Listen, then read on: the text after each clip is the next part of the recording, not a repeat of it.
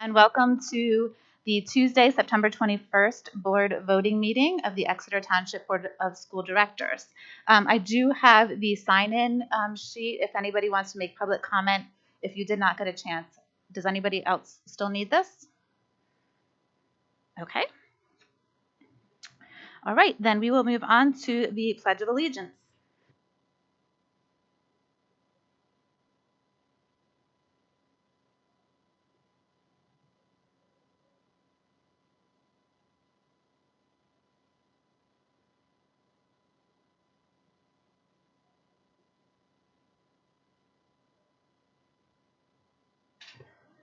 Mr. Fike, if you could do the roll call, please.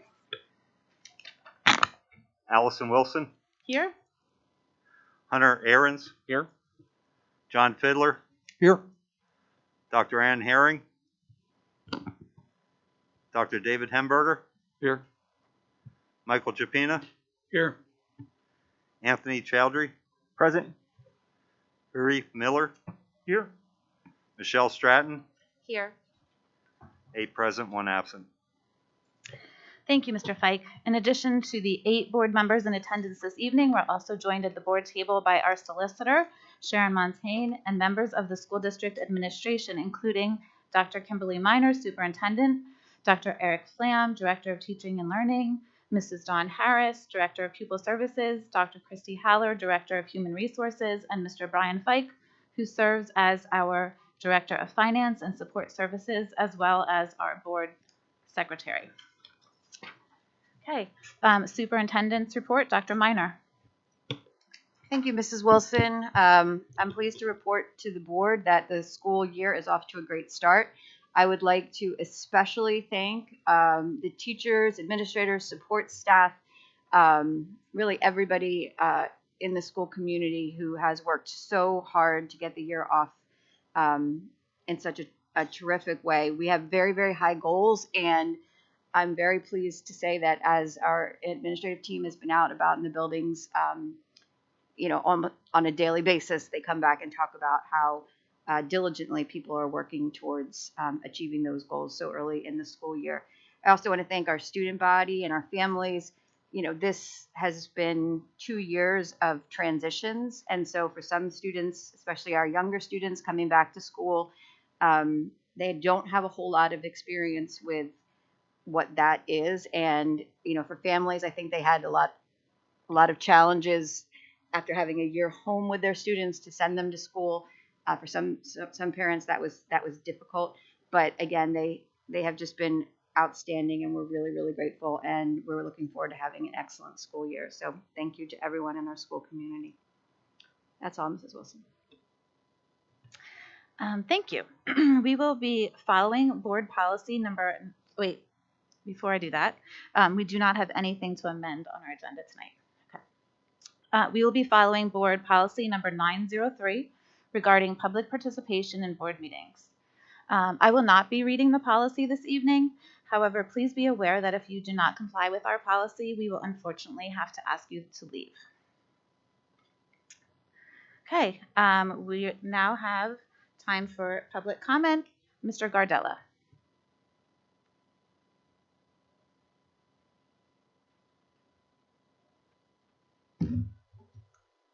I'd like to define a term for you all.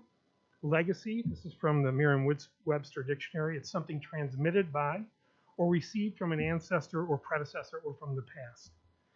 Mr. Fiddler remarked at the last school board meeting that he did not know about poor scores because the previous administration did not highlight them.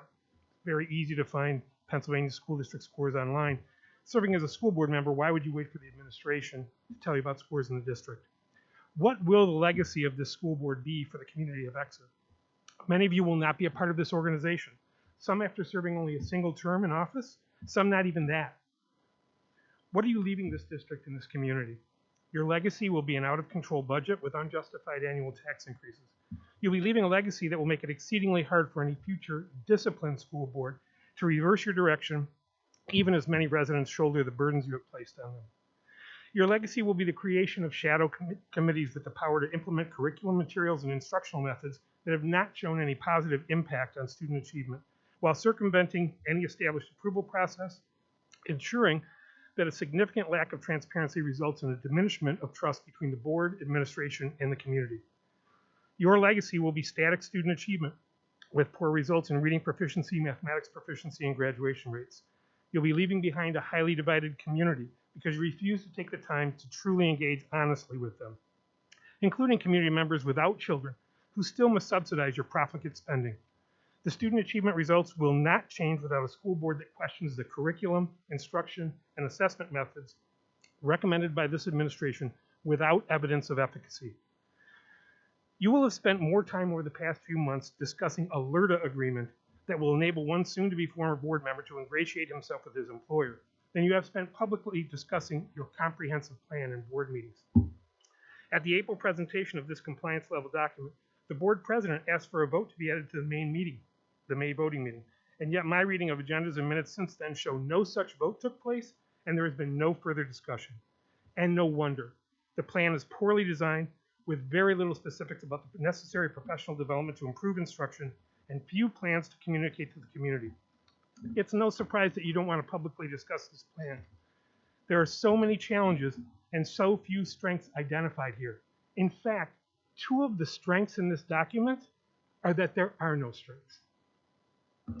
As an education professional with over 30 years of experience in improving academic achievement and notable national experience in mathematics curriculum, instruction, assessment, and professional development, including as a published high school mathematics textbook author, I feel confident in guaranteeing that this comprehensive plan will be a failure. Not only will it not result in your 100 goals, but this administration will be back in 3 years providing excuses for why it did not work. And what will your legacy be then? Thank you. Excuse me, Mr. Gardella, you were terminated as a superintendent in Michigan. Could you share with the community? In general, you don't usually engage during public comment. I mean, that's the point of public comment. I'm just asking if you'd like to ask me a personal question, well, then why don't we handle that offline? Well, I just want to. I don't think that's germane. You just Mr. made a Dupina. statement. I think you're really trying to made target a statement and make excuses for your own. You just made a statement about something that you have this level of experience, but you were terminated. Absolutely. Twice. But no, I was not terminated Once. Twice, sir. No. You were terminated. You're incorrect. Once. You're incorrect. Okay, well, and if you actually read the board minutes, you'll find that I was terminated for no cause. That was the board motion, Mr. Dupina. You're attacking me publicly instead of Mr. Gardella. Instead of using your own policy and allowing public comment. I understand how no without cause any works. of this back and forth. There was a little agreement on the side. That's what no cause is. Well, no, Mr. Dupina, there was not. And for you to make that kind of a slur in public is really disingenuous. It is If you want to know more search. details, I'll be happy to discuss them, and I'll be happy to put you in contact with members of the administration and school board of Howell Public Schools, if you really want to know more information. But it seems like what you really want to do is just embarrass me because you're embarrassed about the participation and performance of this Board of Education. You made a claim that you had certain capabilities. And I I asked do. you a question. It's not a claim, Mr. Dupina, and that has nothing to do with improving academic achievement, because in the district, academic achievement improved Time by is up. over Thank you. by over 2 average ACT points. Can Okay, make thank you, the Mr. same claim Gardella. here? Your time is up.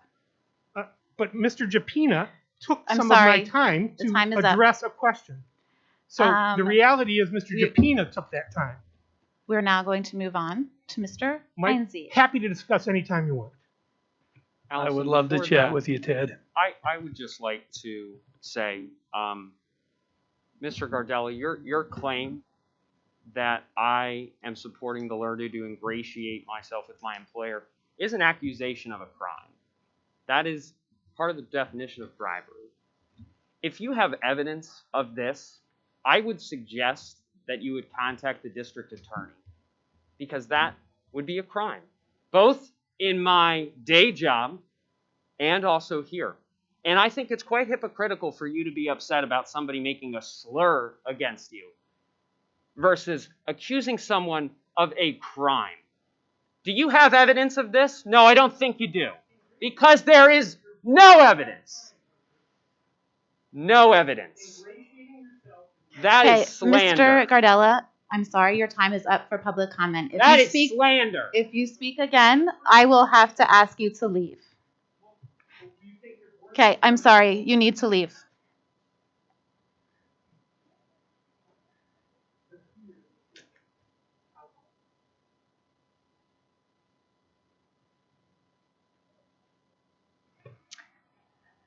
I'm sorry, Mr. Heinze. That's gonna be pretty tough to follow, but so I'm here today to talk about learning while in quarantine because I feel like our current policy is not in the best interest for the students of Exeter Township. I have two students in Jacksonville, one in first grade and one in fourth grade, who had to quarantine this past week. The only support they were given to from the school were packets of paper home for the parents to work on with them, no instruction from their teachers. My fourth grader had his tablet, things he can do online there. Okay, but again, no instruction from his teachers. I reached out to Dr. Miner, and I was instructed to reach out to the building if I needed support. I feel like it's up to the school board and the school district to just supply that support to our students. It shouldn't be the parents' decision to reach out to the building principal and ask for support. We had support last year when children had to quarantine. They were able to Zoom into their classrooms. They're not able to do that this year. Back in the August 4th newsletter, there was a question and answer section. In that section, there was a question that said, what will the procedure for students who need to quarantine during the school year due to COVID-19? And the answer from the school board was, the district will need to see what the PA Department of Health in terms of quarantine during the school year, making plans to deliver educational services to quarantine students. As of now, I don't think any of that's been done. I went on the PA Department of Health's website and found some information about education. And I recognize on here, it says the recognition of instructional programs that may count towards instructional time requirements is a local decision to be made by each school entity. I'm not sure what that is for Exeter Township. And then it goes on to say, set forth in Chapter 4, implementing systems of tracking attendance and instructional time, especially related to students engaging remote instruction, the provisions of FAPE, and the equality and access to instructions for all students. Additionally, Chapter 11 requires that instruction time for students shall be time in school day devoted to instruction and instructional activities provided as an integral part of the school program under direction of certified school employees. Emphasis is added, it's in bold on the website. Although instruction may be provided in synchronous and asynchronous formats to count as instruction, whether in the classroom or remotely, students' instructional activities must be under the direction of certified school employees unless otherwise permitted. I don't feel like my children's quarantine period was under the guidance and direction of certified school employees. I had to teach my son math. My wife had to help with stuff too. Then it goes on to say, any school entity that includes time spent in a remote learning environment toward instructional time requirements must implement a system that accurately tracks out school instructional times similar to the attendance in the school building. Now, with that being said, I have two questions for the school board. What is Exeter Township's procedure to teach students in quarantine? And how are you tracking the attendance while the students are in quarantine? My fourth grader was able to log onto a computer, but how do you know what my first grader did? Thank you.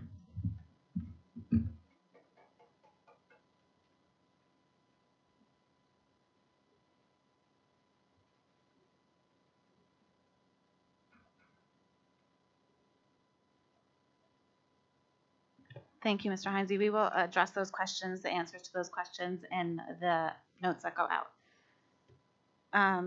Also, Dr. Miner, have you heard anything about the stay-in test? I saw that today on an email we got from PSBA about testing daily for quarantine for students who have been exposed. Has there been any talk about that anywhere? Testing for COVID? Yeah. Not that I'm aware of. If that came out today, I wouldn't have seen it. But we did get an update from the Secretary of Education regarding new guidance, and that was sent to Mrs. Harris, so she'll be reviewing that, and then we can report back to the board today. It was sent today.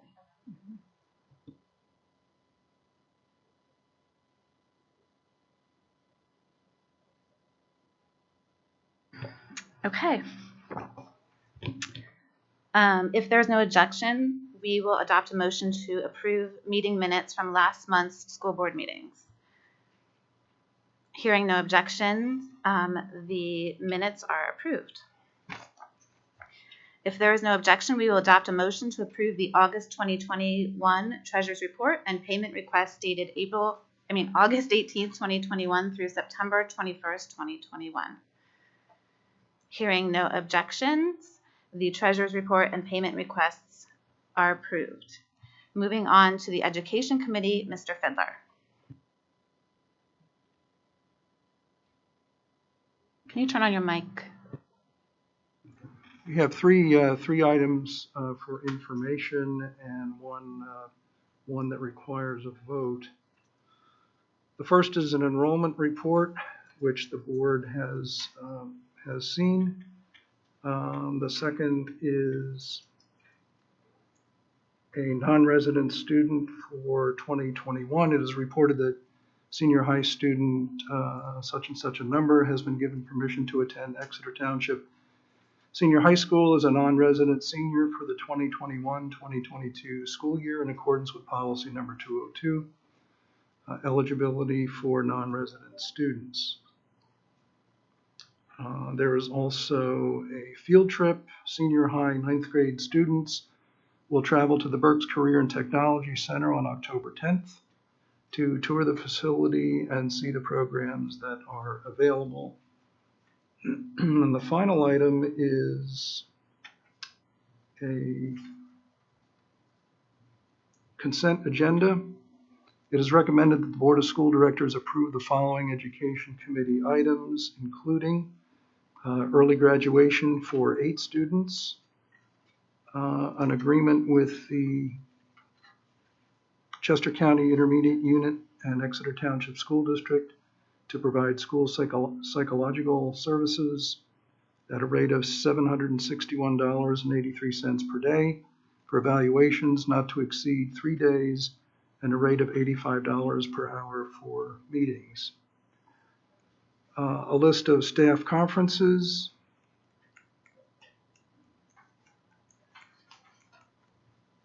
And that is it. So that is the motion. Second.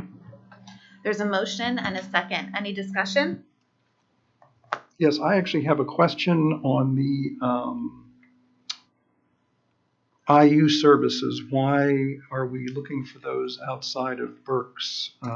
Was BCIU not able to supply those services? I'll ask Mrs. Harris to answer that question, Mr. Fidler.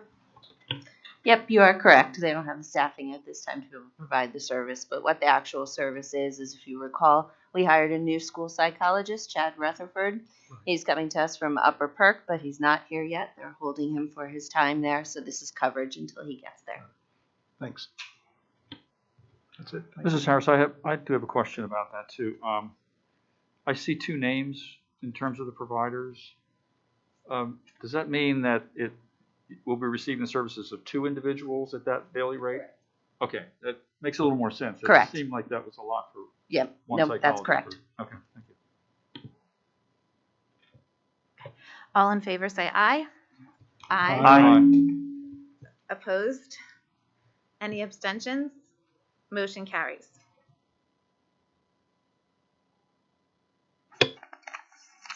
Moving on to Personnel Committee, Mr. Jupina.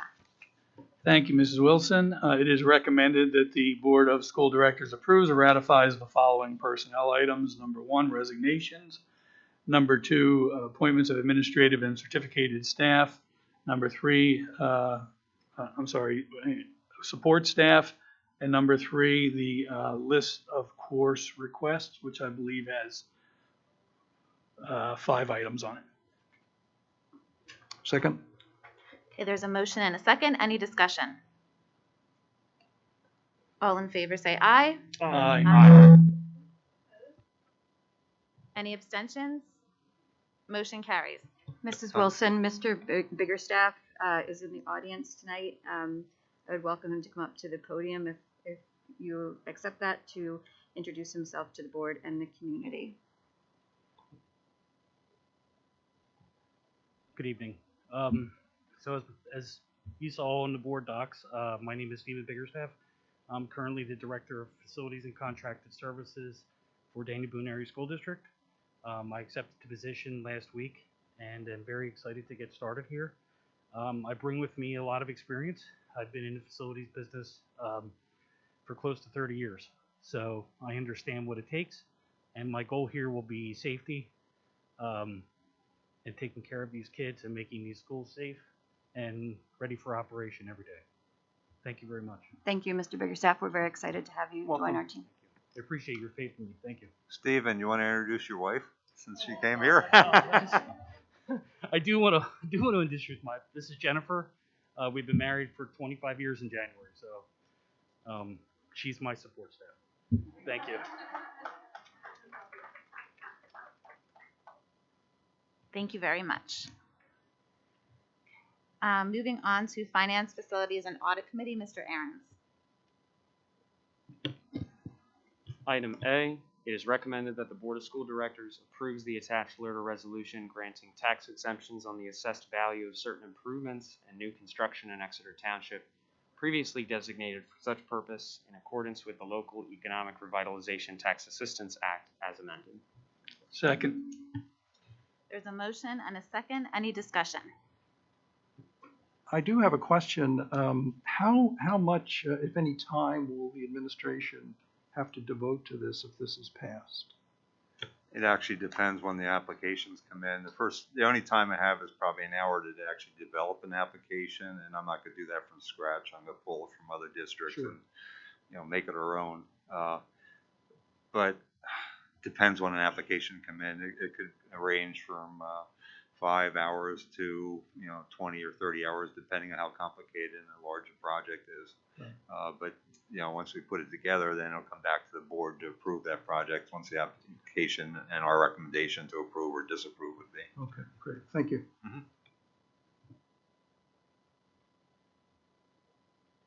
All in favor, say aye. Aye. Aye. Opposed? No. Any abstentions? Motion carries.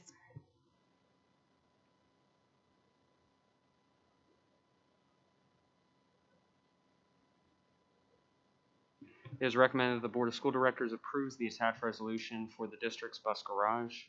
I'll read the intro to it.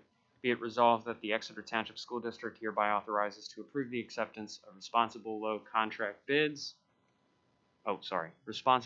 bid contracts and approve alternate bid items to award the following construction contracts for the project known as the new bus maintenance facility for the Exeter Township School District, contingent upon receipt of bonds, insurance, and necessary agency approvals. Contract 1, General Construction, ECI Construction LLC, in the amount of $2,838,500. Contract number 2, HVAC Construction, JBM Mechanical Incorporated, $669,500. Plumbing Construction, A.H. Moyer Incorporated, $193,000. Contract number 4, Electrical Construction, H.B. Frazier, $422,000. Total construction costs estimated $4,123,000. Is there a second?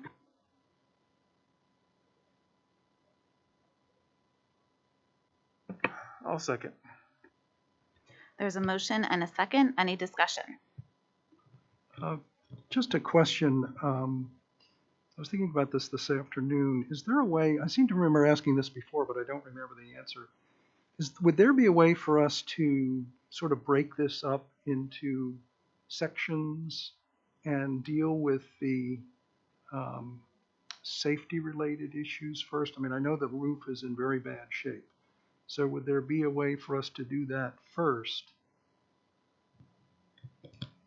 without jumping into the whole project with both feet? Brian, I see you on.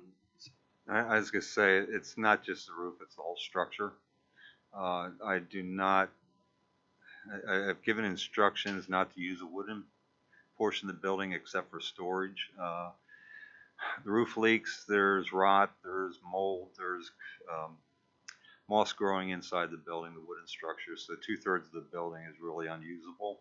The only thing we keep in there is spare parts, tires. We do keep snow removal equipment and stuff, but it's in bad shape. It should have been done years and years ago. I know the price tag is high, but this is what happens when you wait and you're to the point that I don't think it will survive. I mean, Ben's here. If you want to ask him questions, he can tell you about, the condition. But when I first came here last year, you and I walked through it. And we I've can seen it. agree to that. Yeah. I have to say that when we did employee orientation this year, I apologized to the bus drivers for the conditions they have to work under. We don't have potable water in the building. One of the things this project would do is bring in public water, or water is, basically used for washing the buses and flushing the toilets, but we don't have a fountain or anything like that there that really works. The toilets are undersized. For the amount of staff that goes in and out of there, we do have 4 or 5 people that work there full time year round, but the rest are part-time drivers. But that's their place to come wash their hands if they can wash their hands, to get their assignments. And, there's not even room for more than 3 or 4 people to go in and go out. If you want to ask Ben some questions, he can answer those. But you saw the facility. It's bad. I mean, the block wall on the inside, the paint's flaking off. This should have been taken care of years ago. I have seen it. The other question I have, again, I think is really for the administration. Can we assure the public that we will not have to raise taxes to complete this project? Yes, Mr. Fiddler. This project, the entirety of the cost is can be found in our capital reserves budget. So we have $7 million approximately. I'm sure Brian can give you the exact quote on there. Some of those funds were already allocated, about $1.5 million, to the bus garage project. There was additional funds, around $3 million, that had been allocated to other projects that we have determined aren't necessary projects in the next at least 5 years, possibly even beyond that we can reallocate to this project. So that is money that's in the bank. That's not money that is in our operating expenses reserve. It can only be used on capital projects. So it's a separate account and fund. So therefore, this money has already been set aside by the district. It would require no increase in taxes, nor would it require any kind of bond issue to take out additional loans of any kind in order to do this. So there is money in our capital project in the bank that would cover this project in its entirety. So it would have no direct impact on tax increases whatsoever. Thank you. You're welcome. Mrs. Wilson, I'd just like to reiterate my concerns about this project. It's primarily the location. We have a site that offers only 2.4 acres. It's situated along a very busy and very dangerous and increasingly more congested road. There is inadequate space for parking, for employees, for buses. And it really doesn't offer, we're putting a tremendous amount of money into a location that offers us no future options should we need to expand and grow the program due to increased enrollment. So I think it represents a bad investment, for the future, and that's why I'll be voting against it. Mr. Fike, could you give the estimate of what would happen if we built at a Watton Creek currently? Based off what the estimate was before to Watton, we'd probably be $9.5 to $10 million. Based on what's coming in right now in the construction market. When we looked at this last January, we were about $200 a square foot for this type of construction of garage or maintenance facility.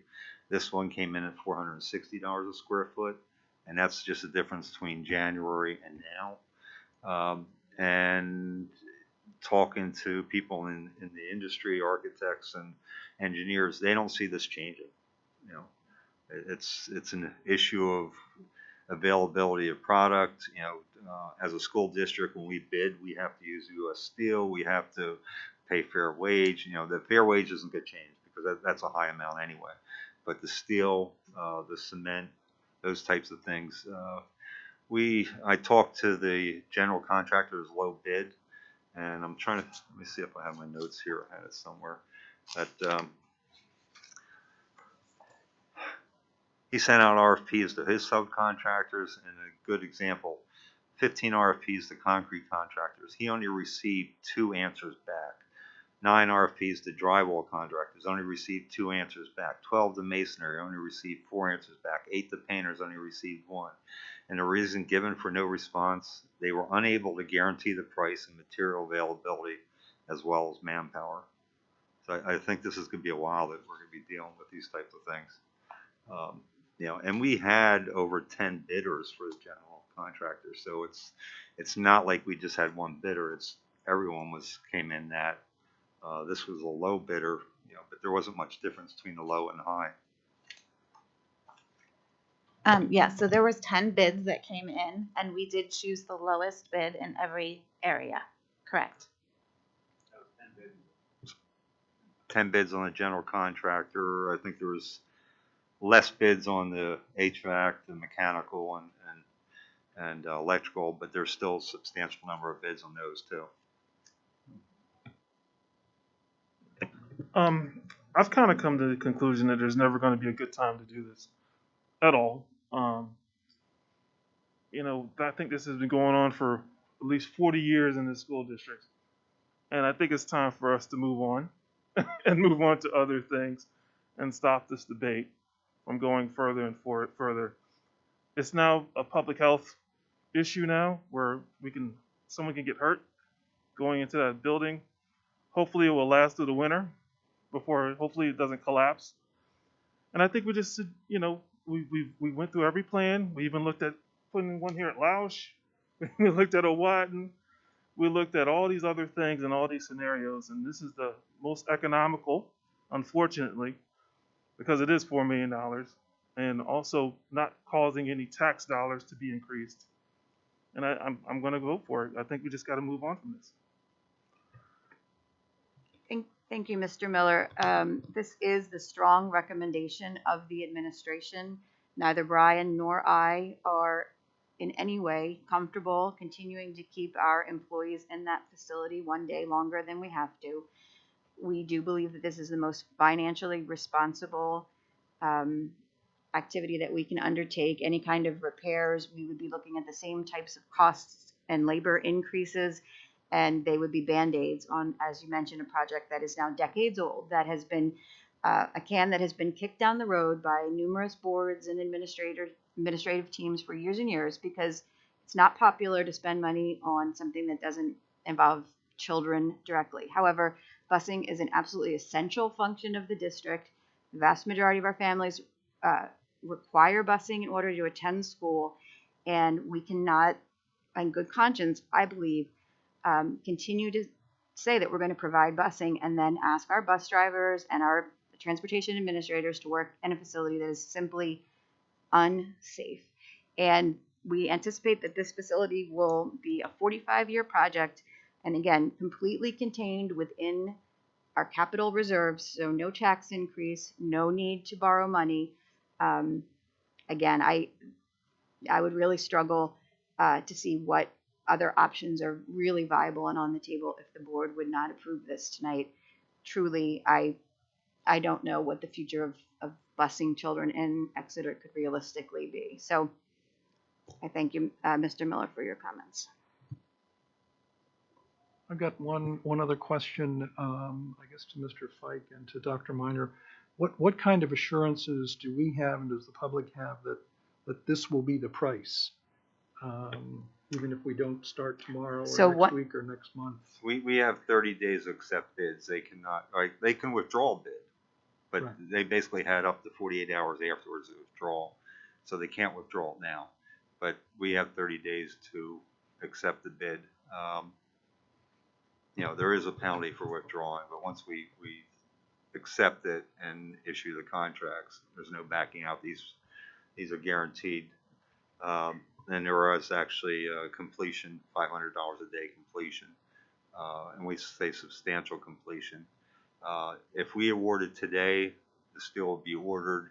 I'm told March timeframe it should be delivered, so they start construction then.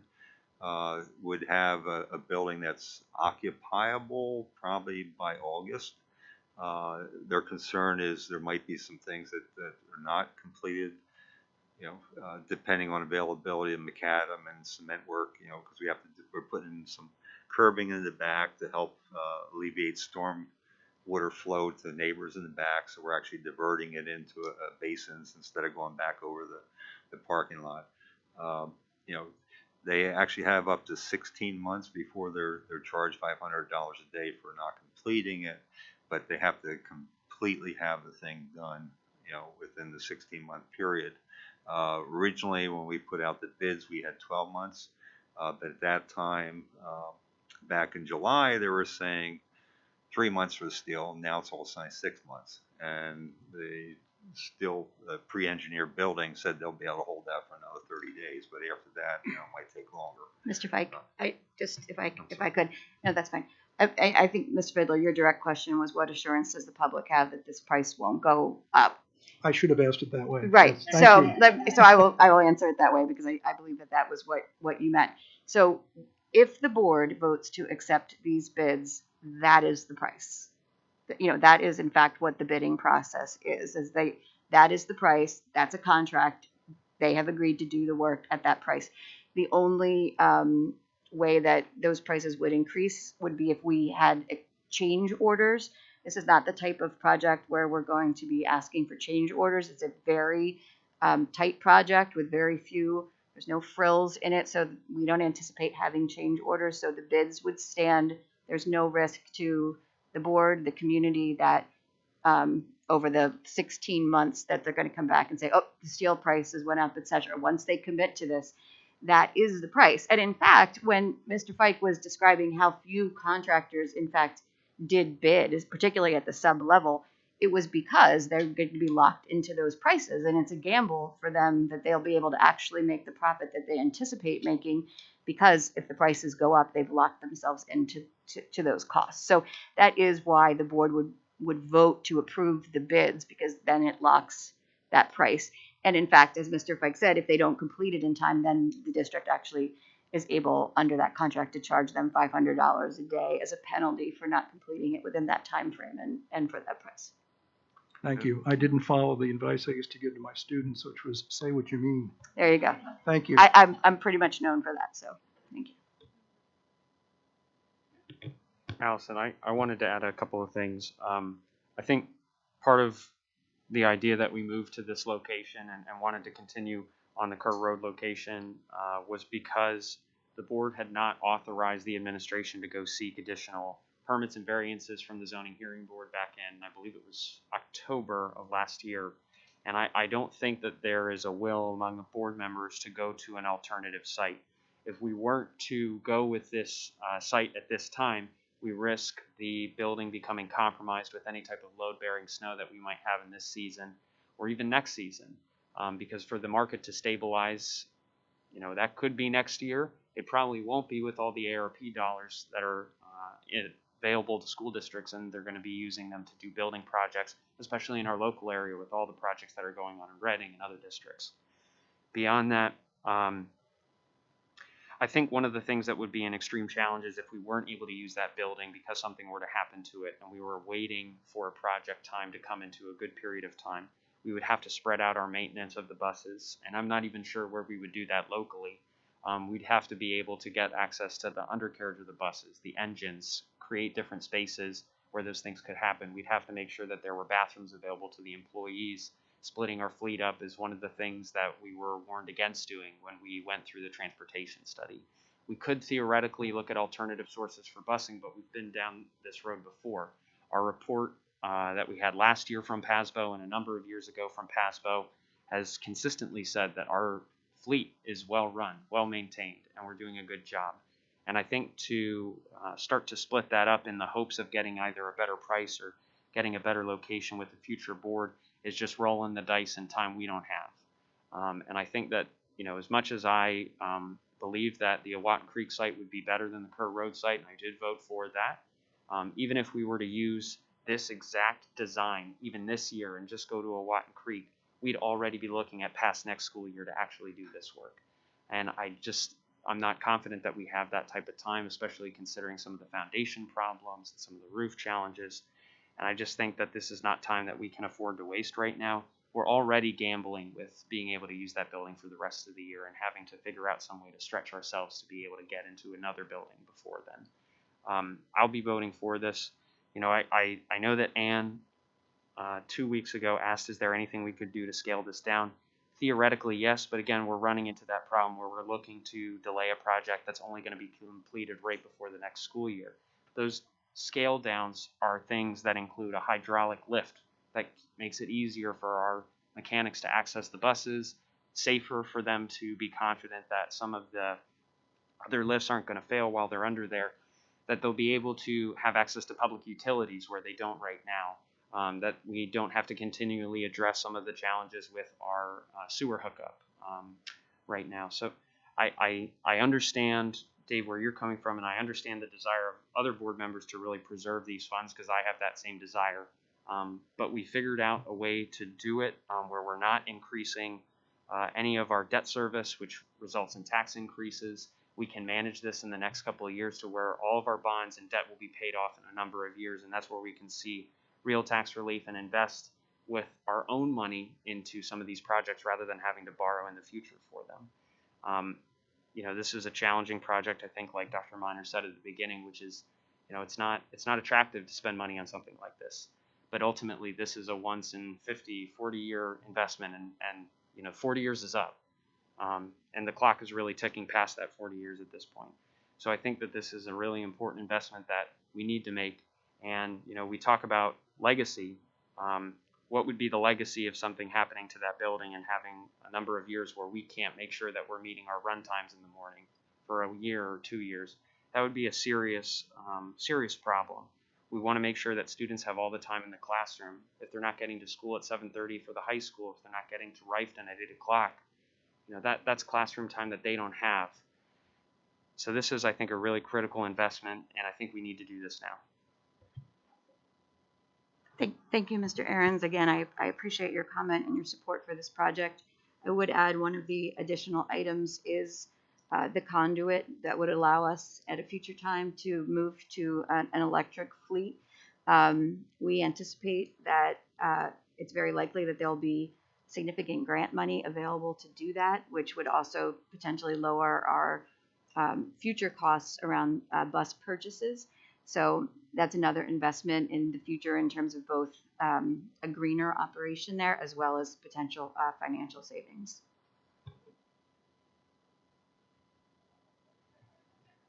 Okay.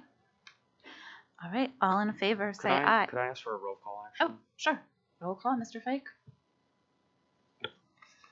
Hunter Ahrens, Aye. John Fiddler, Aye. Dr. Ann Herring, absent. Dr. David Hemberger, No.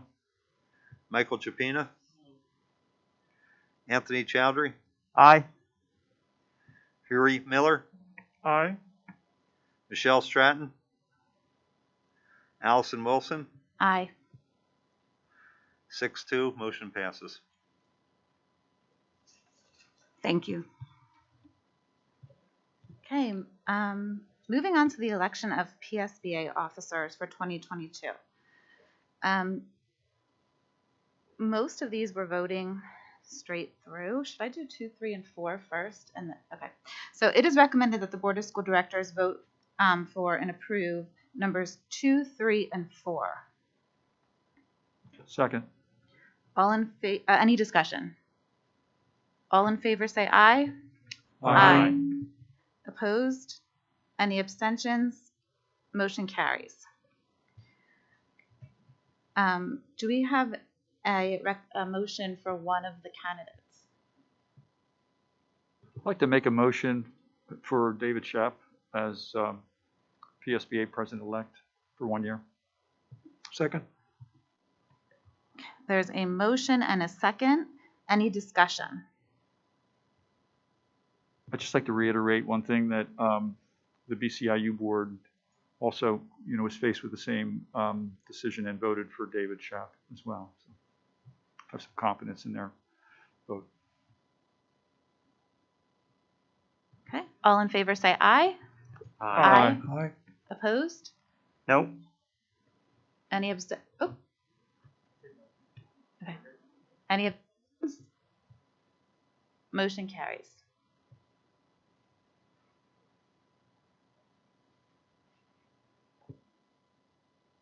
Okay. Moving on then to Policy Committee, Dr. Hamburger. Thank you, Mrs. Wilson. We've got first reading policy and second reading policy. The first reading policy is policy 903. I'd like to take that vote separately. And this is public participation in board meetings. We haven't had an opportunity to discuss this too much in committee of the whole, but the primary modifications to the policy really have to do with allowing for public comment 2 times throughout the course of a meeting, one at the very beginning to vote or to comment on items that are on the agenda, on the voting agenda, and a second opportunity for more general comments at the end of the meeting, from what I understand. I think that's the intent of the policy, and that's how it's currently rewritten. So that's the draft that we currently have. Dr. Hamburger, may I just add to that that our, it's me over here. Hi. I saw everybody looking around. I'm like, oh, hope they don't know I'm talking. I just wanted to add to that our solicitor did review it. And just one point, I don't know if the board wants to discuss or not. We currently have in there that we're allowing each participant 4 minutes of speaking time. And our solicitor recommended that we just discuss the option of 3 minutes as well, because that allows for more participants to be able to speak. There's no right or wrong there, just a preference. When I did some review of other districts' policies, 3 minutes does seem to be more of the standard rather than 4. So I just wanted to put that out there in case there wanted to be any discussion about that.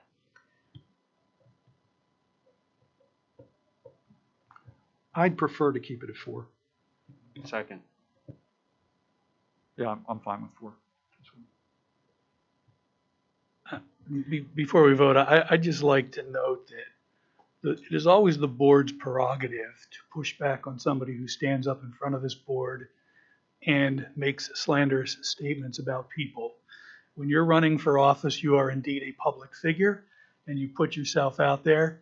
And if you're going to stand in front of this board and ask questions, you should understand that you also are going to be asked questions back. That is the prerogative.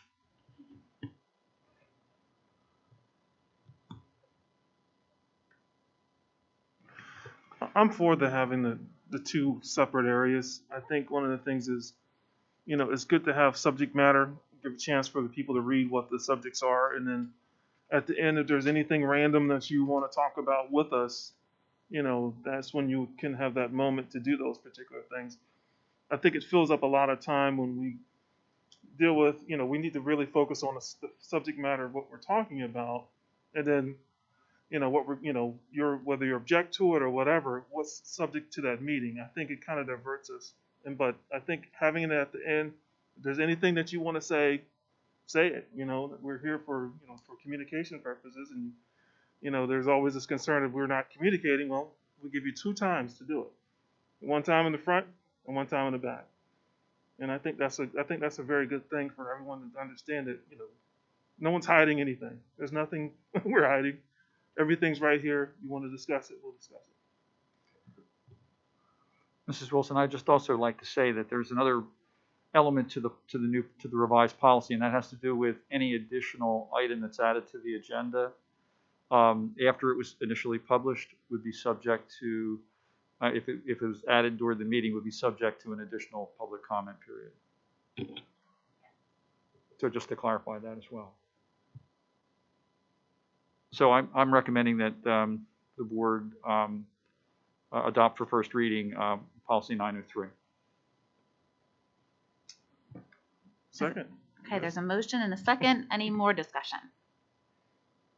Okay, all in favor say aye. Aye. Opposed?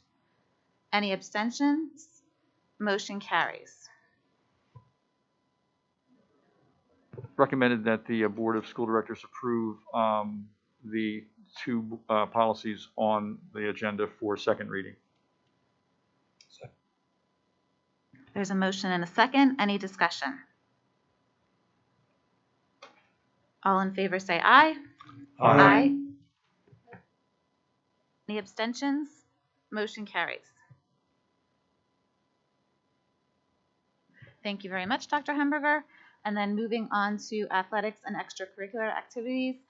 Dr. Herring's not here this evening, so Mr. Miller is going to take over.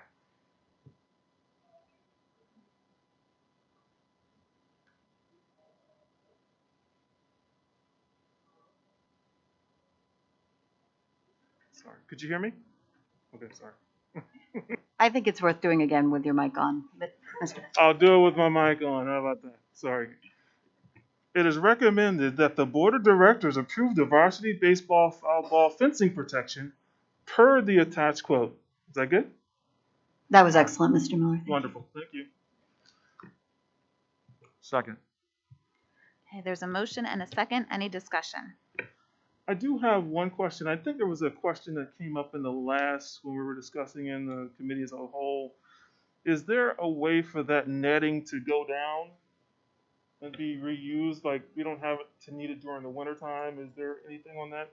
Yes, they'll be on pulleys. Okay. Yeah. And we were concerned about that too, because the wintertime, there's a lot of trees there and branches can fly into it. Yeah, leaves and everything. Concerned about, dead branches flying in and cutting the netting. Okay. And once again, this is kind of be inside of our budget that we have currently, or is Yes. this okay? Yeah. And it's also a safety issue. We know Okay. that. Thank you. Gotcha. All right. Okay, all in favor say aye. Wait, I have a comment. I know we just voted to, and I voted to spend $4 million to do something we should have done 30 years ago, and I used to play baseball, but $131,000 for a net just seems costly to me. Is there a way that we could do it cheaper? I guess that's the question. It's not just a net, it's actually a backstop, because when we move the field to where we're at, we're basically putting foul balls into people's yards, onto the road, into their houses. There used to be, on that side, there used to be trees that covered everything. Those trees are missing that used to, probably 100-year-old oaks that had died. With the way they play baseball now, and I guess Tom McGaff's here somewhere, but at the older days we had what they call clamshells, which is backstopping over the batter. Now they don't have those anymore, so the balls can go up and over the fields. Since we're in a residential neighborhood, it is a problem. So, I think we should clarify, we actually do have a clamshell. We use one for now. Practice. Right, but there is a clamshell, and a clamshell would be a solution. It wouldn't allow people to play baseball the way that, with a backstop, but we do have a clamshell. Yeah, and it is used for the tournaments as well. I'm not sure though if, I really don't know if they would allow us to play a regulation game with that current clamshell that they have. I know that the tournament summer ball, weekend ball does, but I'm not sure if high school could play with that. And we just got that clamshell last year, so they can still play during the summer, just to stop the safety issue. But during our games right now, we still have, I should say, Mr. Laff has students out in the street, waiting for foul balls so it doesn't hit anyone, but they're still going into the neighbor's house. We've broken fence, we've hit the dogs, we've pounded their porch, their roofs. That's what happens when you have a field in the middle of a residential neighborhood, I guess. Again, I'm going to clarify Mr. Fiddler's question, which is there a less expensive option? And there's not. So Mr. Legath and Mr. Fike have done due diligence and spoken to engineers about what the potential remedy to preserve our neighbor's property, which I think is part of a school district, is being a good neighbor and not inflicting destruction or perhaps the murdering of a beloved family pet, in addition to having students run into the road or young children run into the road to catch balls. That creates an unnecessary safety issue. And I think as long as the school district and the school board are in favor of having a sport like baseball, and they have provided for coaches, etc., to not provide the proper equipment is nonsensical. I mean, to have a clamshell and then not be able to play baseball at the league level because catchers can't catch, that doesn't make sense. So if the board is committed to athletics as being a part of what Exeter does, as well as being committed to not inflicting unnecessary damage on our neighbors, I'm very confident that Mr. Fike and Mr. Legath have presented to you the most cost-efficient, safest option that allows our students to do what the board intends, which is to play baseball. Was this project bid? This is on a CoStarz project. There's only certain people that can do this type of work that meets the standards, I guess you should say. We looked at the metal fencing, but you're talking a 50-foot high fence there. And this is probably the most economical. The CoStarz for metal fencing would have been in the $250 range. Mr. Fike, can you explain what CoStarz is, please? CoStarz is a state bid contract. They go out for certain things, and they bid things like macadam, sports equipment. You're basically piggybacking off the state's bids. And it's a conglomerate of all Pennsylvania schools can join CoStarz, and they put in the specs that they want the state to bid. We pay like a $50 a year fee to be among that. But it's basically bid by someone else, another government. We piggyback off their bid. So this was bid then? Right. And there was actually two different companies that have this type, and this was the cheaper of the two. And it has to be a high fence there. Like I said, it's 52 feet, I think, is the top. So the balls, they might go straight up and come down the other side, but they're not going to hit the cars or the street.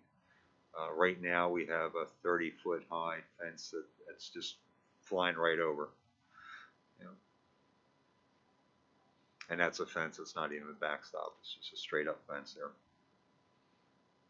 What is installation? This is all-inclusive. I mean, If we award, they're talking 2 months to start. I think the poles have to be set 12 feet into the ground. I think they're 72-foot poles. The top of the pole is 52 foot, so it's almost 20 feet in the ground. Mr. Fike, do we anticipate that this would be ready for baseball season? It would be ready for March, start of the season, yes. do we have a similar issue with the homes behind the softball field? No, because softballs don't really travel that far in the back. They're not going at the speed. Plus, the homes behind the softball field, I think we have an issue with cars parked there, which we have to watch out for. But the homes behind the softball field is up 2 levels. The softball field's probably 20 feet above the road or below the roadway. The houses are probably another 20 feet above there. And for some reason, it always seems to be right field that the foul balls go. It might be, I wasn't a baseball player, so maybe there's a real reason for that. Because you have lots of righty batters. Okay. And our softball field, it'd be a left field that the fouls would be going. Are we aware of any upcoming large expenses for athletics in the near future? I'm not aware of any, but I would have to ask Mr. Legath that question. I don't believe he's here. Yeah. Okay. And so this was a budgeted item for this year? Yes. Because this has been going on for 2 years. The neighbor's been very accommodating, upset but accommodating. I was up there the last ball game they had, and during that game, 7 balls either hit his house or went in his yard. And he was sitting on the porch listening to these things bang off the roof. Was the price of this affected at all by any of the materials costs? Not yet. I think the quote's good for 45 days. Okay. Thank you. I just want to say I am supportive of the net. My concern is the installation cost. If you look at this, the net is $37,000 approximately, and the installation is $89,000. Showing my ignorance here, I guess, in understanding this, but is there a fencing company that could do it for cheaper? I mean, like, how many days does this take to put in that they're charging us $89,000 to install They have to some drill, poles? basically up there is a lot of bedrock. They already had a geo survey done. They have to bring in a large crane to drop the pole, and it's not a telephone pole, something that's going to support the wind and everything else. When you're talking 50 feet in the air, that's what, 5 stories, I believe. So it's mostly crane costs. Those cranes cost, what, $10,000 a day to bring something in like that. And then drilling down into bedrock. So. And do we know that there's rock under there? Is that something we're aware of already? Yes, we had the surveys from when they built the high school. If you know, which was interesting to me, when they built the high school, I think they ended up changing the auditorium because the bedrock was so, it cost to cut that bedrock out and make the floors level in the high school was astronomical. That's why we have the different levels there. I know if you go behind the school where the parking lot is, you can actually see stone or bedrock in the hillside there. So they have all the technical, or whatever you want to call it, information, because they did move that field, I think it was 12 or so many years ago, from the side at the high school to the backstop or where it is now, because they had a large drainage problem over there, and I think it was because it was coming off the bedrock. The water soaks down in, follows the bedrock, and then comes out at whatever point it could. So we do know there's a lot of bedrock in that hillside there. So as far as we know, we have no plans to discontinue baseball. And we have, Well, I mean, that would That's certainly not be an my option that decision. the board I know. could consider. I'm just So- saying, I mean, if there's a plan somewhere to discontinue it, we should know That is not the before we- recommendation of the administration, but it is at the will of the board. Thank you. All right, all in favor, say aye. Aye. Opposed? No. Any abstentions? Motion carries.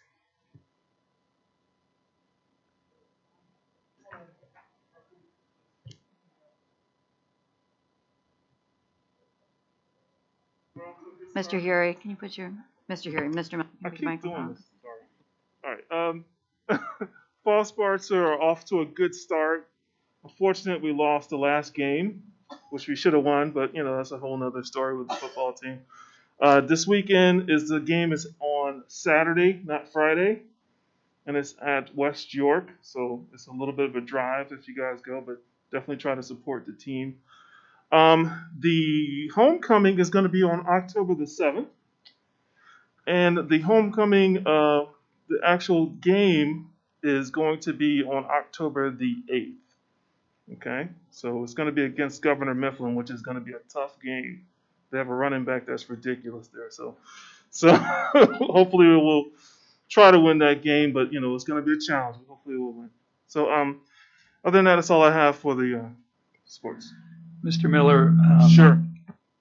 Since you brought up homecoming, I think we have to address an issue that emerged this afternoon regarding an announcement of no homecoming dance. And I would just wonder, I mean, we've gotten besieged by social media and people questioning that matter. So I don't know if we can have a discussion on that as to how we arrived at the decision and just where we are.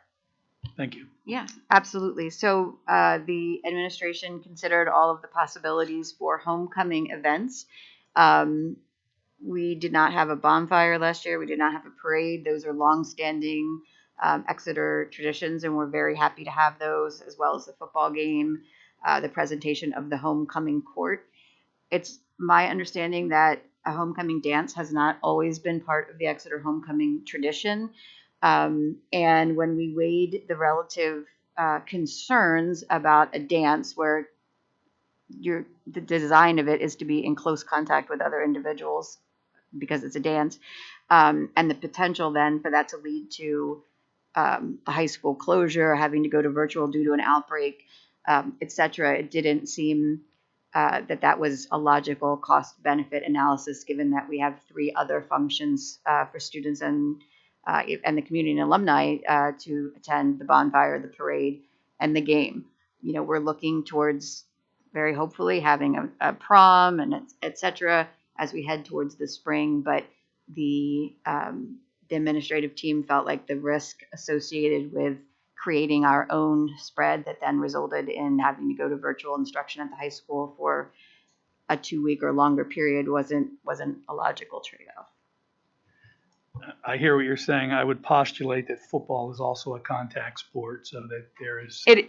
Football is a contact sport, but I believe there's a limited number of players on the field as opposed to a dance, which would involve the entire class.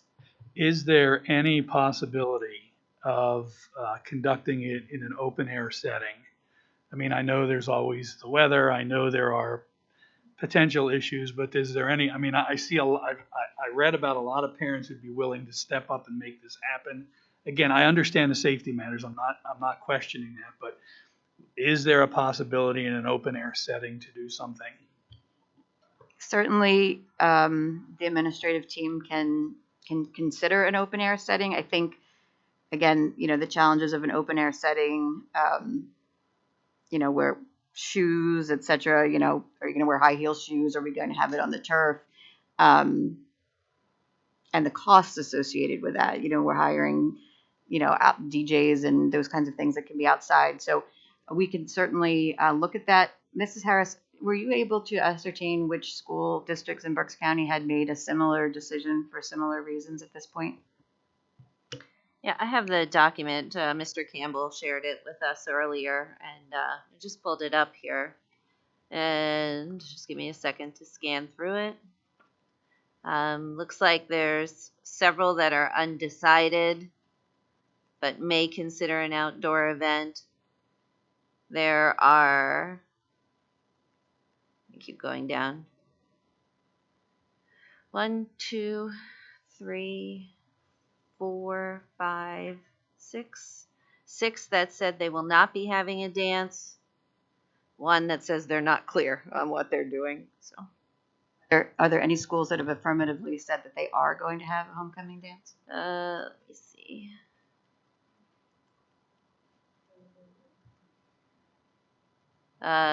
Daniel Boone is continuing with the dance, but they will be monitoring this on a daily basis.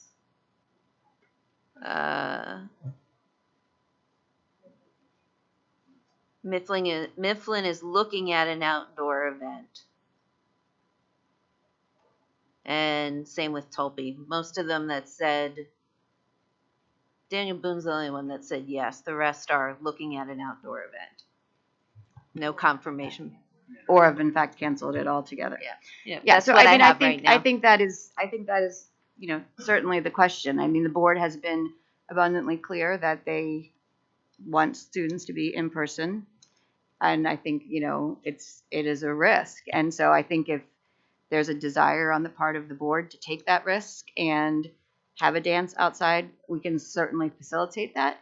However, you know, if that results in the high school being closed for 2 weeks and there being the impacts on the football season and all the associated sports that would not play during the time of the closure, you know, that's a risk benefit analysis for, again, a dance that is not the prom, and you know, to shut down fall sports, which that would do if we had to close the high school because we had an outbreak. That's a high cost for our fall athletes to pay. It's a high cost for our students to pay. But if that is a calculus and a risk that the board would like to gamble on, then, you know, the administration would absolutely move forward with an outdoor event. We certainly couldn't do an indoor event, but I think, again, as the board, you have to wrestle with whether or not you're asking the administration to run that risk. And if the board wishes us to do so, we can certainly do that. But I would advise that the consequences there could be steep, which is why we have made the recommendation not to do it. And only one school district has committed to doing it at this point, because I think they all recognize the potential costs if we would create our own outbreak. Well, I can't make a unilateral decision, but I would at least like to recommend that the district at least explore it. I would agree with that. I know we have a lot of students who are really eager to do things like this, and a number of the students that participate in student council and class officers take a larger hand than some of their peers. So maybe this would be a good opportunity for them to take on some of that work, because I know probably one of the concerns is, why would we do a whole bunch of work only to cancel this later because Delta continues to get worse? And I totally empathize. I want to with be that. clear, Mr. Ahrens, but that is not the consideration. We're not concerned about the amount of work. It's strictly, are we going to create our own outbreak that then shuts down fall sports, shuts down, fall play practice, shuts down academic learning and forces students to go virtual. The amount of work, that work is done every year. We have class advisors who do that. That is not a concern. It is simply, do we want to be responsible for potentially doing that again, by our own accord? And again, my recommendation was that that's not worth the gamble. But, the reason that we have board members is because they represent the interests of the community. And so if the board would like to recommend that we move forward with it, we don't really have to, as an administrative team, consider it any further. We'll green light the event. But if fall sports end up being canceled and school ends up being virtual right after that event, then that is the consequence of that. So if there's a willingness, if you believe the will of the community is stronger to have the event than to keep the school open, then we would be happy to comply. It's not a concern, and from the work aspect. I appreciate that feedback, and I didn't mean to cast aspersion, so I appreciate your clarification with that. If that's the case, I would really be comfortable with looking to the students to really plan this type of outdoor event. We're taking equal risk with doing homecoming itself. And while there may not be as large a concentration of students in the stadium next to each other as there could be, with 100 or 250 students dancing, I actually kind of believe that they're probably on par with one another. So I think we're taking calculated risks all the time. But I remember a conversation I had with a community member, I believe it was last August, where he shared with me that he really felt like the students were missing, his daughters specifically were missing some of the best years of their life. And I know when I was walking home from graduation, this past graduation, my brother had come with me, and he didn't get to walk at graduation. He was class of 2020. And he said, I really wish that they would have done something like this for me. And I understand why we didn't do that. And, there are good reasons for that. And I shared that with him, but that kind of hurts inside. And I know that we haven't done this. I didn't get to have a homecoming dance, but I thought when I was, I believe I was a freshman in college and I heard that, I was like, that's awesome. I'd love to participate in that.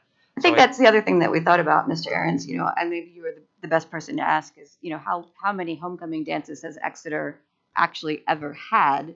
And again, if that had been a tradition that since the founding of Exeter, we had a homecoming dance and that was a priority event, I think we may have considered differently. I was told that the bonfire is much more longstanding and again, trying to weigh the number of potential risks versus the relative establishment and importance to the community. So my understanding is that is an event that is maybe only taken place a handful of times as it is. And so to potentially incur that risk and again, impact the football season, academic learning in the classroom for something that is not an established tradition here at Exeter. But again, and I would ask Mrs. Wilson to determine on behalf of the board. I know it's not an agenda item and we're not taking a vote, but if the consensus is to ask the administration to proceed with an outdoor event, I'd like to hear that from the board because I'd like to know that the board is confident that that is, a risk that they're willing to take for the importance of this event. And we would be happy to comply with that. Well, you have my endorsement. You can do a straw poll. This is not a vote. You don't need any motions. I just wanted to add something different, and that is, if this is working, that I think it's important for all buildings to be consistent as much as possible with, what they're doing and information. And the Rifton school has the Monster Mash, and that has been canceled. I'm on the APT, and to the best of my knowledge, the parents are not upset about this. I know my son's in 6th grade. He missed out in 5th grade. He's missing out this year. I'm disappointed. But so just want to say, if we do end up going this route, you also have that dance, then I don't know how you could say yes to one and not to the other. So I know it's not the right time of year, but Walton Creek has a luau, usually in the springtime. So just kind of thinking ahead here that if you open up one spot, then in fairness, you need to open it up to everybody.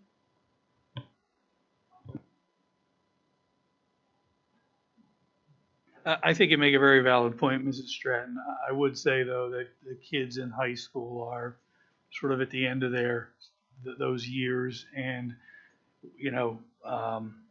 I think that's just really the difference that I see is that, my hope is that we're not talking about COVID when the 5th graders become 10th graders or 11th graders. So. Well, my thing is I think there's nothing wrong with having an outdoor event. Make sure they're wearing sneakers instead of high heels. And maybe, just to clarify, I wanted to make sure I said this. The bonfire and parade is on October the 7th. The homecoming is on October the 8th. The other thing is if we do use, let's say, the football field, we're going to have it after the football game at the same field if we did this. I mean, there's so many options. I would have to turn that over to the high school team. Yeah, we just have to figure out when and where. Maybe we'll use our baseball field. I have no idea. But I think the football field is probably the best place because there's an admission. We can keep track of who's coming in and out. I'm sure they'll probably make all those arrangements and do somewhat of a decoration. But we have to figure out a date and then all the other things that are involved in it. But I honestly don't have a problem with it. I think some of these kids are, we did do an outdoor graduation, and it worked out very well. I think in this case, maybe there might be, if we can find the feasibility to do it, I think we should definitely do it.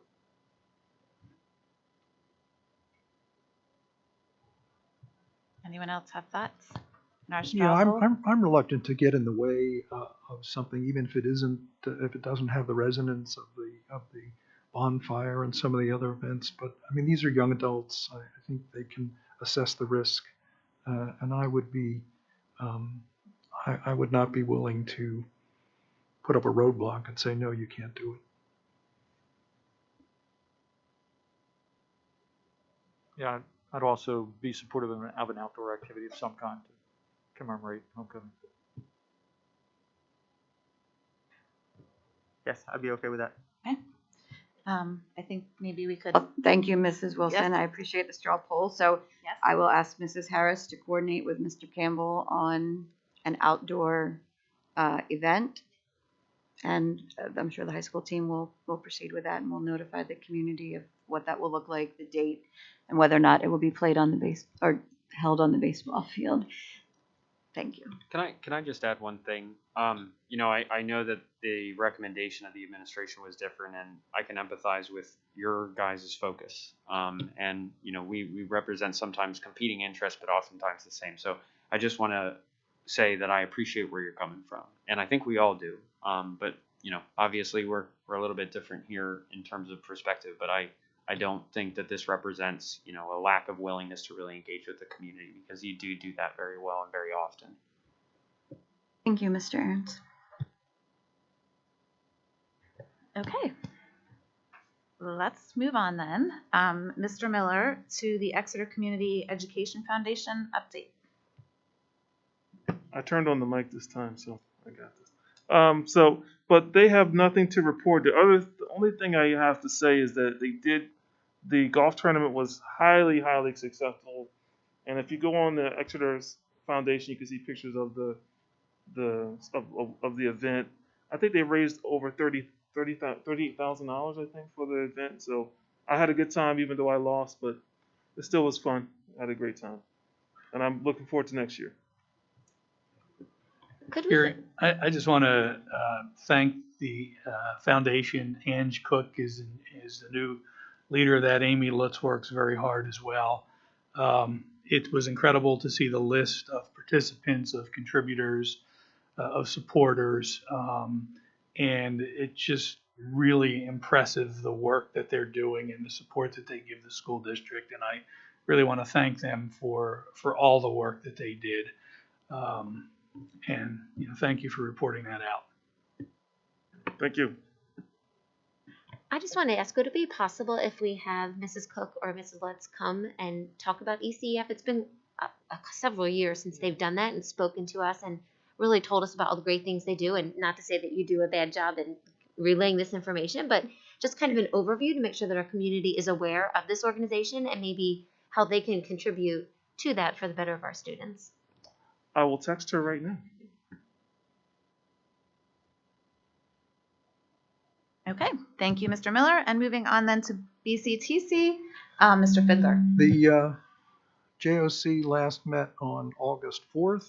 We're meeting again tomorrow, and I'm happy to report that for the first time since I've been on the committee, we will have a meal cooked by the culinary students. So I'm really looking forward to that. A 3-course meal, and should be fun. So, yeah, best part of the job, right, Dave? Thank you. That's all. All right, BCIU, Dr. Hamburger. Thanks, Mrs. Wilson. Last Thursday, I participated in the BCIU board meeting. In addition to all of the regular matters that they address throughout the course of the meeting, they took this opportunity. It's the 7th year they've done this to identify an outstanding community partner, and they award this to somebody who really is collaborating and cooperating with our school districts. This year, the award went to Brian Gottschall, who I think is from Exeter, if I'm not mistaken. Yes, he is. Yeah, and Brian is the director of the Department of Emergency Services for the county. They talked about his work in the development of a countywide all hazards plan, keeping kids safe program that he's done, and all the other things that he did to assist districts in response to the COVID issues that were encountered by public education. So a well-deserved award for one of our own community members. Sure, Mike, go ahead. So I work with Brian Gottschall on a regular basis as a hospital administrator. I was so impressed with the work that Brian did during the early parts and right through the pandemic and continuing to this day. I was also completely impressed with Christian Leinbach as the president of the county commissioners for setting aside, all the stuff that goes on when you're an elected official to really, I think, lead the way in this county. And Brian, I think, is certainly a deserving candidate. I'm proud that he's from Exeter. He did an amazing job, and I would expect that he'll be busy for a while yet. If I can just offer my 2 cents as well. Over the past year of dealing with the pandemic, and I have not been shy about saying that we've been largely dissatisfied with the governmental response, but Brian has truly been a bright light in that anytime we have had to contact him or call him, his information sessions that he's provided to the county superintendents have truly been outstanding in his responsiveness, and it's nice to see him recognized in this way, and again, to have him be part of the Exeter community. Thank you for those comments. Also, just wanted to note that at the board meeting, we were provided a presentation celebrating the 50 years of intermediate units throughout Pennsylvania. There are 29 IUs throughout Pennsylvania, and they provide just an amazing array of services to public education, and I know they oftentimes work very much behind the scenes, but it's truly an amazing organization, and I think BCIU is one of the best IUs in the state. And I'll be glad to go on record to say that, having been familiar with a few myself.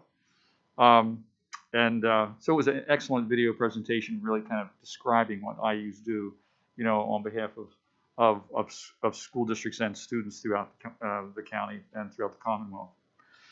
Mr. Hamburger, if I can also offer my 2 cents on your commentary about the BCIU. I would also say that Dr. Hackman and the team at the BCIU has also been incredibly supportive of superintendents and school districts throughout the pandemic, and we are very fortunate to have that organization especially during times like this. I'm proud to serve on the board on behalf of the school district on the IU board. That's all for my report. Do you have anything for legislative liaison? Yeah, I would like to say every quarter we have a meeting called COLA, which is Committee on Legislative Action. And these are superintendents, business managers, representatives from school districts, board members. And this month, this past Tuesday, featured Nathan Maines, who's PSBA Chief Executive Officer, and his Chief Advocacy Officer, John Callahan. And, it was really interesting to kind of see the things that PSBA is doing to kind of work on our behalf, on the behalf of us, school boards. I mean, we are their main client. One of the things I felt was kind of interesting in the comments from Mr. Maines had to do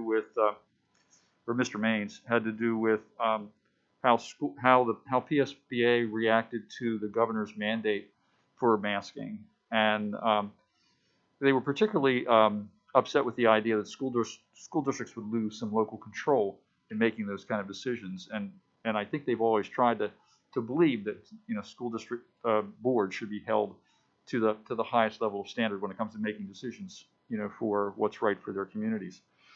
And they referenced the memorandum to the Tamaqua School District, which came from PDE and was kind of threatening to some degree, and basically saying that school boards may lose, as individual members, may lose their sovereign immunity to be immune from any potential lawsuits as a result of making decisions to not apply the mask order in their school districts. And that was, PDE and PSBA saw that as a threat, to school districts and school boards. They also said it sort of dampened the enthusiasm for returning to boards. Usually what happens is when board members come to the end of their term, which is a 4-year term, about 40% typically decide to run again. And what they're finding now with all of the controversies with school boards is that about 60% of school board directors are choosing not to run for re-election. And that's a troubling sign, and it kind of runs against what we've seen as a pattern of sustained membership on boards, which provides a level of continuity. It's important for the preservation of the school district to have the kind of the historic knowledge, the institutional knowledge of what's happening from year to year, and the turnover of that level of turnover on school boards is a little disconcerting.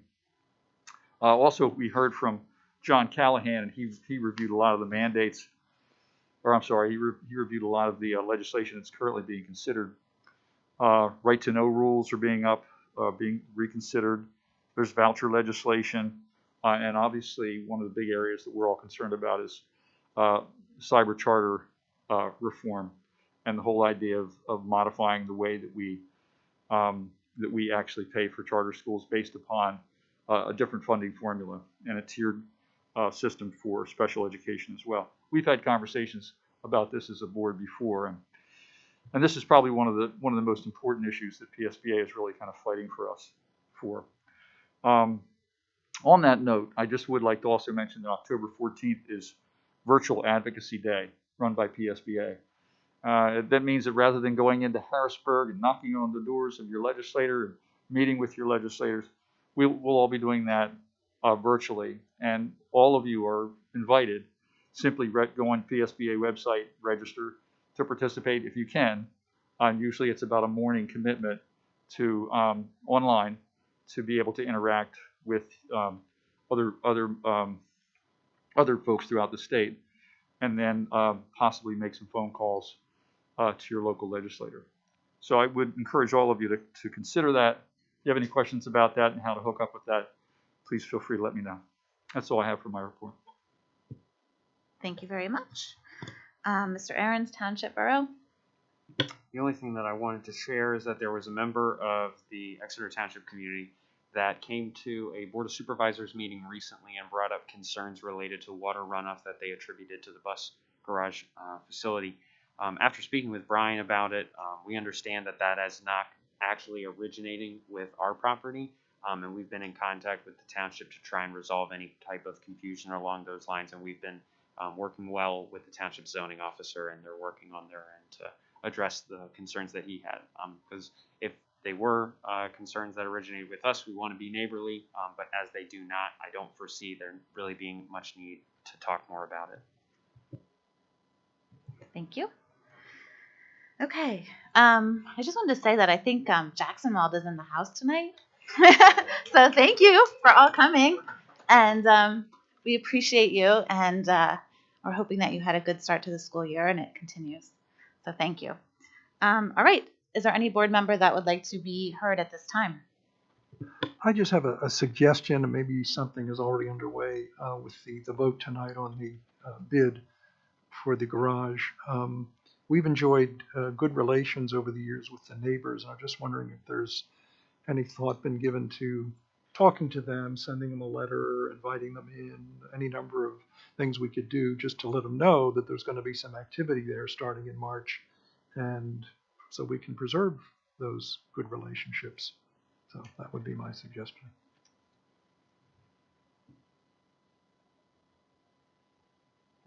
I have two things. The first one is earlier when we had voted on the first policy regarding public comment, I just wanted to remind the public that they are always welcome to also send us emails. I know I've said this before that I may not respond to every email, but that I do read every email that is sent to me. So I just want to encourage people to please still do that.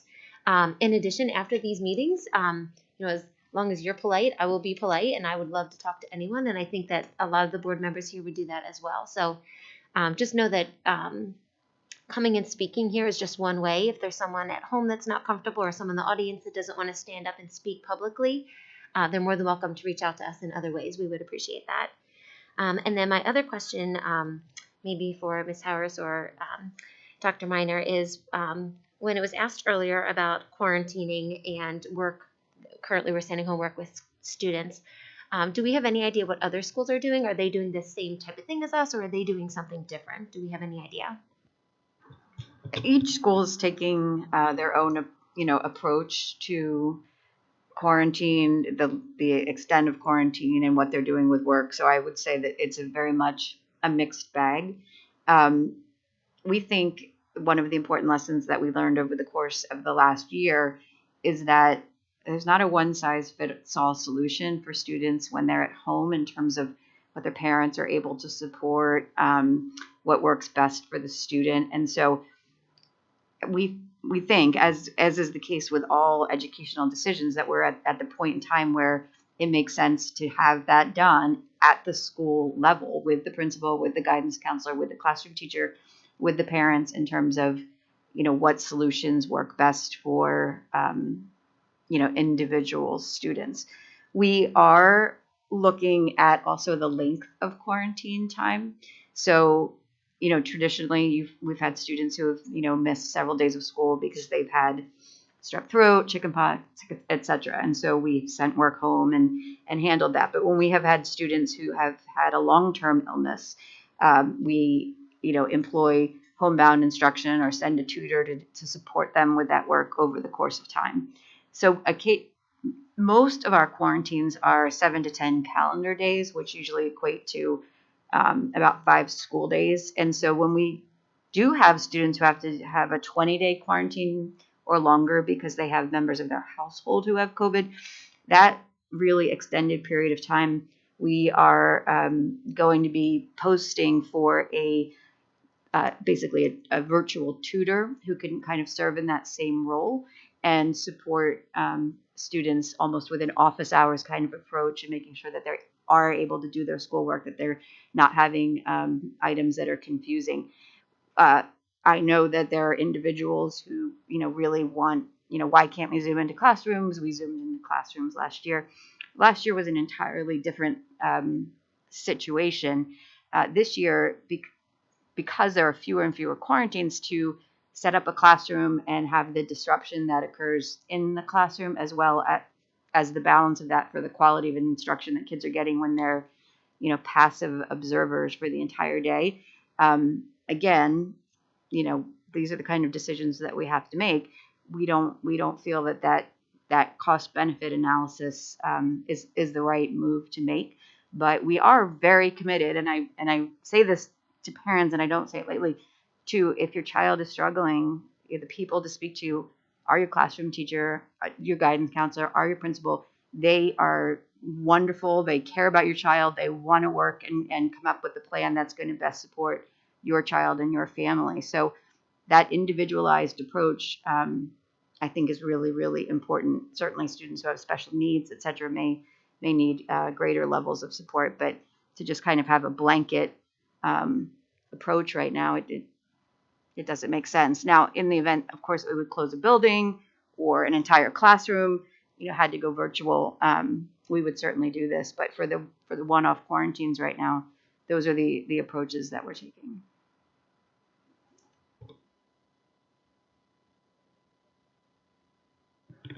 I just wanted to address maybe more of what I would describe as an outburst by myself earlier this evening. That certainly took me off guard, and that was completely false, and the intimation is potentially criminal. It's not necessarily a crime that I was accused of, so I want to try and be careful with my words with that. But I want to say to people who are watching or people who are in the audience, what we're seeing right now, even as board members, is an eroding of the binding in our community. And I'm not sure what the source of that erosion is, but it's insidious and it's dangerous. And to be able to come and make up absolute lies and think that it's okay, and think that it's part of public discourse, or that it's bold or courageous to say things like that, should alarm us. I signed up for this. It's my job to take criticism. Right on. Bring it on. That's what I'm supposed to be doing. That's what we have to deal with. It is what it is. But I would just encourage you, as people who are watching these meetings, as people who care about this district, care about your community, care about our state, care about our country, to expect better from people, especially people who are running for public office. I could say a lot more, and it's probably not appropriate that I do, so I'll leave it at that. But I just really want to encourage you to recognize that this means a lot more than what we just do here on a Tuesday night. This is what kids see. This is what we think of when we go to a ballot box. This is what we build on expectations for the rest of our lives for. And it matters. Thank you for that, Hunter. It is difficult to come here, I think, on Tuesday nights. And, when your daughter says before you leave, I hope the police are gonna be there tonight for you. It's really hard. But I know we all believe very strongly in public education, and that's why we're here. Because we care about the kids in our community and the families in our community. And I hope that shows to all of you. I'm also going to say that what Mr. Gardella did tonight was a form of bullying, because we've allowed him to stand at that podium and say whatever he has wanted to say, and he thought he was going to be able to do it tonight, and that is not acceptable.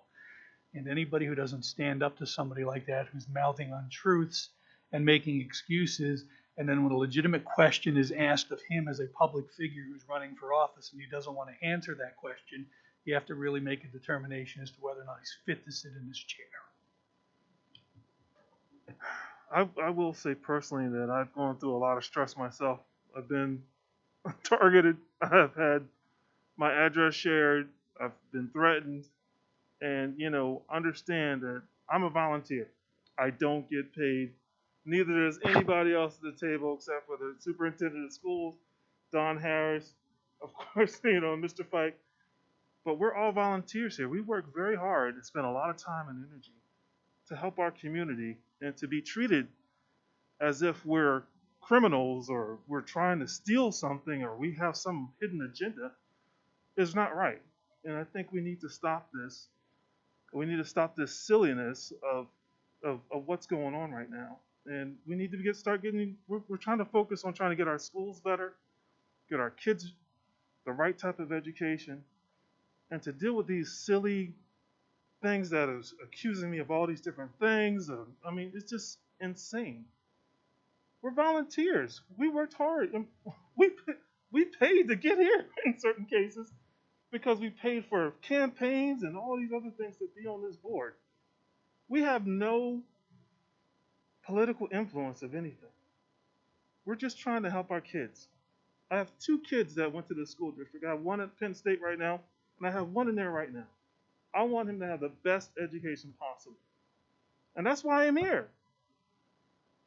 Not to deal with all this craziness of, I don't know, CRT and all these other little things and being threatened that we have to have police sitting at our door for this is the silliest thing I've ever seen. And I'm so tired of this in this community. And it's embarrassing. The other thing is, I don't know how many apologies I've got. Oh, Huey, I'm so sorry. Oh, this is not our community. Thank you for speaking out, those who are. But those who aren't, I mean, please, feel free to talk to us. Please come to some of these meetings and tell us how you feel. Because the small groups that are coming in here are the ones that have the loudest voice at the time. They've been screaming. We've had to escort people out. It's crazy. This is not how it's supposed to be. We're here to do business, not deal with all these little things. This is not a political job. This is about education. That's all I got to say. Excuse me, can I ask one more question? I don't want to, and I know you're not going to do this, but can we give Mr. Hinsey will we get an answer back to him tomorrow? Because I know that I've heard that same issue raised by other folks as well. I believe that was the question that Mrs. Stratton asked that I answered, and as Mrs. Wilson said, we'll include that in our summary of the board meeting also. Okay. If there is no objection, I will adjourn this meeting. Hearing no objection, this meeting is adjourned.